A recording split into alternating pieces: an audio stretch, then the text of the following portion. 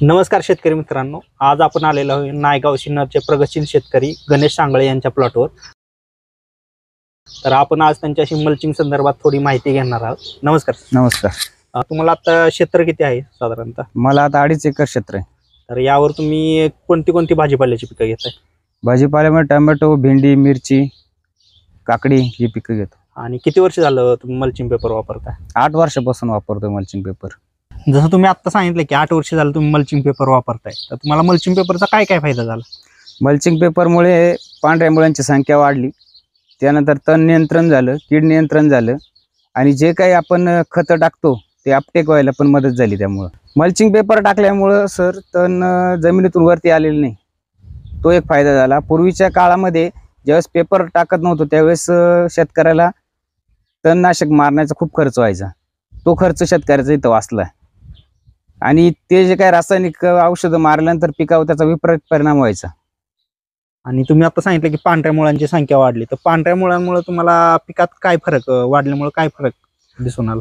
पांढऱ्या मुळांची संख्या वाढल्यामुळे पिकाची म्हणजे गुणवत्ता वाढती, क्वालिटी सुधारते। पांढऱ्या मुळांची संख्या वाढली म्हणजे फुल सेटिंगला त्याची खूप मदत होते आणि पीक हे निरोगी येतं। आणि कीड नियंत्रणात मल्चिंगचा कसा फायदा झाला तुम्हाला?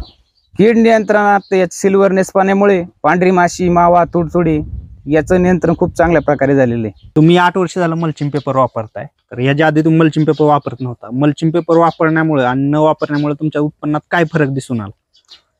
सर, मल्चिंग पेपर पूर्वी वापरत होतो त्यावेळेस एकरी उत्पन्न हे फक्त 800 ते 1000 जाळी निघायचं, पण जेव्हापासून मल्चिंग पेपर आपण वापरतोय तेव्हापासून एकरी उत्पन्न 1800 ते 2000 जाळी पर्यंत शेतकऱ्यांनी काढलेले आज। त्यामुळे मल्चिंग पेपरचे खूप फायदे। आणि आता तुम्ही कुठल्या कंपनीचा मल्चिंग पेपर वापरताय? आता मी 3 वर्षापासून आव्हानाचा पेपर वापरतो। तर कारण काय, म्हणजे तुम्हाला आव्हानात असं काय वेगळं दिसलं की बाकीच्या मल्चिंग पेपरपेक्षा? आव्हानाचा पेपर म्हणजे त्याचा जो काही सिल्वरनेसपणा आहे तो खूप सुंदर आहे, त्यामुळे पांढरी माशी, थ्रिप्स, तुडतुडी याच्यावर खूप रिझल्ट मिळतो। प्लॉट संपल्यानंतर पेपर काढतो तो पूर्ण निघतो, पेपरचे तुकडे पडत नाही। गणेशजी, जी आज तुम्ही मल्चिंग पेपर बद्दल जी माहिती दिली ती शेतकरी मित्रांना नक्कीच त्यांच्या शेती करताना उपयोगी पडेल, त्याबद्दल धन्यवाद। धन्यवाद।